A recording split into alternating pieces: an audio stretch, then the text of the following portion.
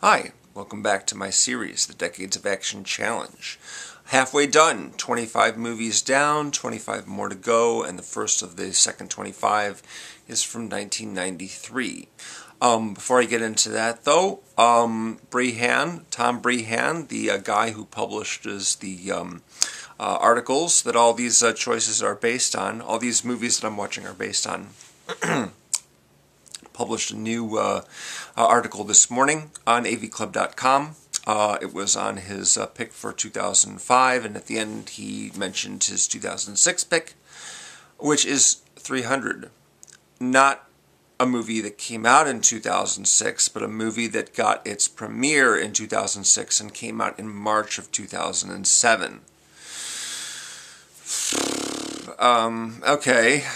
Not happy about that. So anyway, it was 300, Zack Snyder. I was hoping for Casino Royale, but he said, okay, no, I'm picking this one. I was very, I looked up actually on the Wikipedia page and saw that 300 came out, was shown at Button-Umathon in Austin, Texas in December of 2006. I'm like, does that make it a 2006 movie? Anyway, I'm doing The Fugitive, of course. The Fugitive was his pick for 1993. One that I'd guessed correctly. It seemed like kind of inevitable that he would pick The Fugitive, because The Fugitive is a movie that got major box office when it came out. It was the huge blockbuster of the summer alongside Jurassic Park. It got lots and lots of critical praise, and it got a Best Picture nomination alongside Schindler's List and some other very acclaimed movies. Philadelphia with Tom Hanks, and The Fugitive is just kind of odd that we get a Best Picture nomination, but it's a very, very respectable action movie, and that's one of the reasons why Breihan picked it. It's like, this is when action movies became respectable. Up until that point, you had, Chuck Norris and Arnold Schwarzenegger and all these guys starring in your action movies, but now we have, real pros, people who are recognized not just for their talent, for their charisma, for being good looking, as Harrison Ford is, but also for being just really, really strong actors. And sort of marked a new era for that, I guess you could say. Harrison Ford, of course, had been in action movies before, but when I rewatched the movie, I gotta say, I really was not reminded of Indiana Jones or Han Solo even once.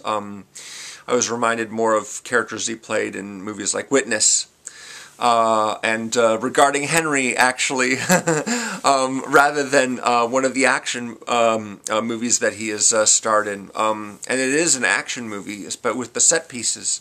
But his character doesn't, smirk and make quips and things like that as he takes down, bad guys and, narrowly, swing on ropes and things like that, or shoot. Really, he doesn't, he has a gun at one point. He has a gun at a couple of points, but he never actually shoots at anyone, I don't think.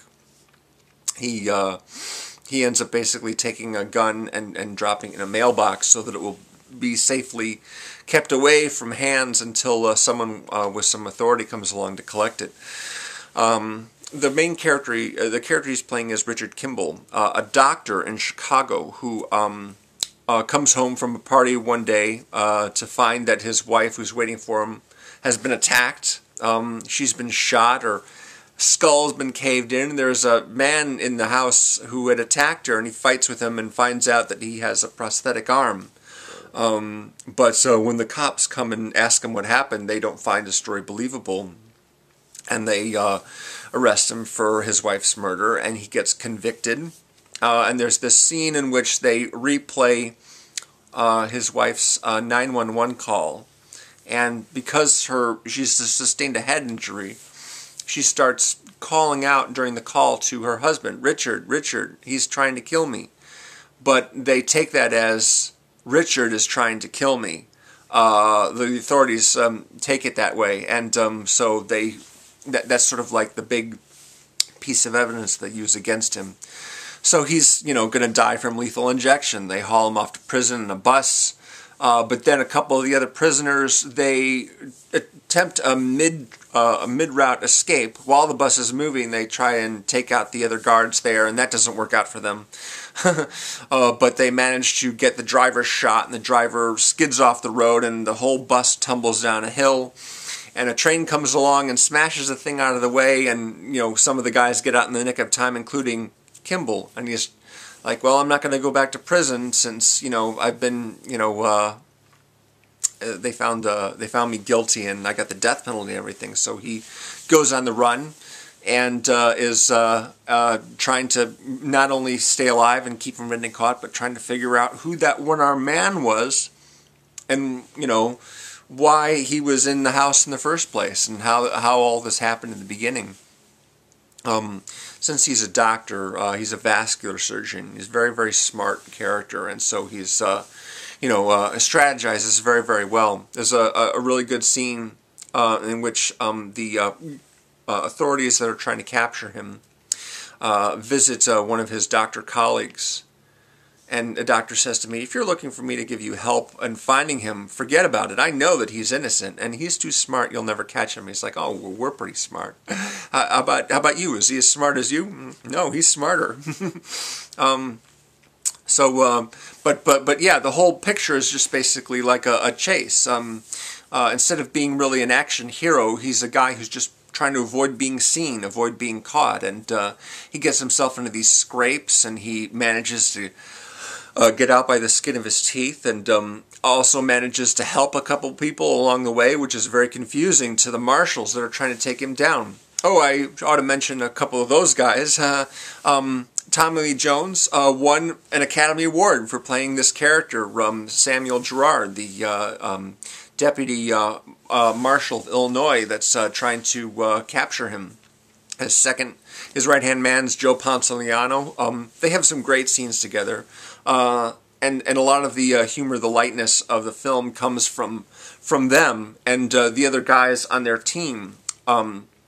Harrison Ford really doesn't have a lot of people to play off during the course of the movie. He's on his own, and of course his whole objective is very serious, and his mood is very serious. He's still grieving the loss of his wife.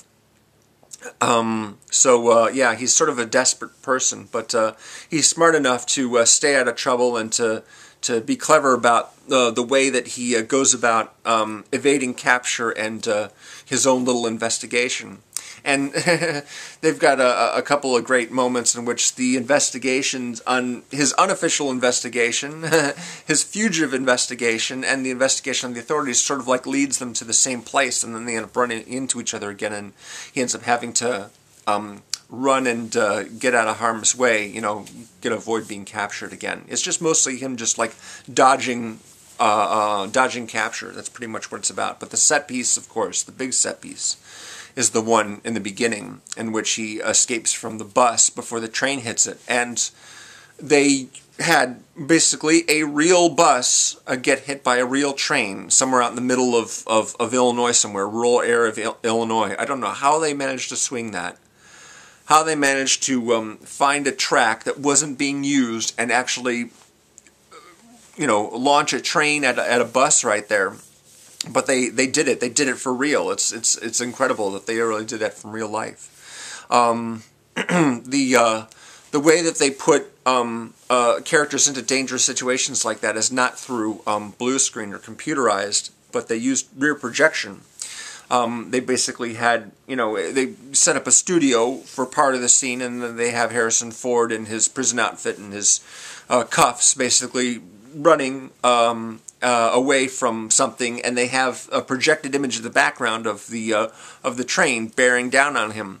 And they actually had a bit on the news after this movie came out, which they demonstrated how they did the shot of Harrison Ford. You know, he's on basically the bus. Basically, he's just crawled out of a window, and he jumps off right before the train hits it. And they have basically this screen projecting the image behind him of the bus and the train, and all he's doing is basically standing on this little platform, which is angled in such a way so that, you know how the platform is flat, you stand on it, but it's angled just like that, and it's thin enough that you don't see it. Basically, you can't see it against the image that's being projected in the background, the image of the bus getting hit by the train, and so they time it so that he leaps off right at that point when the film, when the train collides with the bus. So yeah, it's a little bit different right there. They have another shot of him when the part of the train derails, and it's like bearing down on him right behind him, and he's running as fast as he can when the leg irons, and finally he jumps down to safety as the train comes after him, and that's all rear projection as well. Pretty interesting to see that. Don't see a lot of that these days, hardly at all. There's a little bit of rear projection in Eyes Wide Shut, and the Sam Raimi movie Army of Darkness, and they used rear projection for some of the big effect shots in that. But yeah, it's unusual to see that kind of thing nowadays. Normally it's just, taking a computer and using it to, marry one image with another. So yeah, the set pieces are compared to some of the other movies I've seen recently, like Terminator 2 and Hard Boiled. It really seems I don't want to say lame, but it's kind of less elaborate. Everything's more scaled down, more human scale. I actually just recently this week saw a couple other action movies. I saw Baby Driver in the theater, which is Edgar Wright and the car chases. And then I saw the final Resident Evil movie, which is by Paul Anderson. He did a couple of the other ones as well. He did the first one and a few others. And the style between the three movies is very, very pronounced. Resident Evil is just like chaos. It's just very chaotic and cartoonish. Baby Driver is all just choreographed kind of to music. All the scenes are sort of set to, they're like musical numbers, really. And all the different things like a car screeching to a stop and starting again, and door slams and gunshots, they're all timed to the music. So when you compare that to something like The Fugitive, The Fugitive almost looks like a documentary. It's much more naturalistic. And from what I've read, the director, Andrew Davis, who worked with Tommy Lee Jones on Under Siege and The Package prior to this film, he tends to, really sort of make up things as they go along. They'll go to a location and they'll say, what do we got here? This is a hotel. This scene takes place at a hotel, and we're going to start in this ballroom right here where there's this conference, and then the characters are going to move into the neighboring room, and then they're going to go out onto the roof, and then they're going to go down this way, and they just use the choreography, the layout of the building itself, whatever location they have, and choreograph the action that way. So it doesn't unfold, in a way that is overly contrived, I guess you could say. They, they use the location, whatever's on hand, basically, to figure out what's going to happen in the scene. Whereas Baby Driver, all the action is choreographed to the music, so all that's pre-planned out that way, and they'll manipulate the environment to suit themselves. And Resident Evil, on the other hand, it's all like locations that were built, sets that were built specifically for the scene. So yeah, it's just a different way of making an action movie, and of course there's no martial arts in this movie. There's no, incredibly, complicated choreography as far as the fight scenes go, or shootouts or big chases like that. It's all very much more grounded and down to earth, and I think that's an important reason why, people could take it more seriously than a typical action movie, not only because of the actors, but also because it just seemed a lot more real and less fantastical, which is one reason why I could get like a Best Picture nomination versus, something like Jurassic Park. Steven Spielberg, he got plenty of nominations for Schindler's List. He didn't need a Best Director nomination for Jurassic Park, even though that's a very well-directed movie. That's pretty much all I have. I was a little worried that I would be bored by Terminator 2 when I rewatched it, and I have to say that rewatching this movie, it's a fun movie, but it's been on TV practically every single week for the last 20 years, and I have, caught bits and pieces of it here and there, on a regular basis, so I wasn't like super excited by it this time. It's an enjoyable movie. It's fun, but never really been one of my favorites. But I certainly wouldn't disrecommend it, especially if you haven't seen it before. That's one that's good to get caught up on if you haven't. Andrew Davis's movie Under Siege with Steven Seagal is a movie that I enjoy quite a lot. It's lots of fun, and it's certainly my favorite Steven Seagal movie, and there aren't too many of those. Too many good Steven Seagal movies. And since this movie came out, practically every single movie that he's made has been advertised as from the director of The Fugitive, because none of them have really been anywhere as nearly as popular as this film. And, you know, it's understandable, you know. I mean, you know, he hasn't gotten someone like Harrison Ford to star for him again. I think he's sort of like probably just kind of a director for hire, because according to Breihan, they'd been trying to make a movie from this TV series. It was a TV series back in the 60s. Very, very popular series. They've been trying to make a movie out of it for a long time, and directors came and went, and stars came and went, and finally the pieces all just kind of came together in a way that suited everyone. And so they had a big success there. So that's The Fugitive, and if you'd like to read Tom Breihan's article on The Fugitive, he's done this whole series called A History of Violence, identifying, you know, picking basically the most important action movie of each year, starting with 1968. So if you want to read that article, it's below.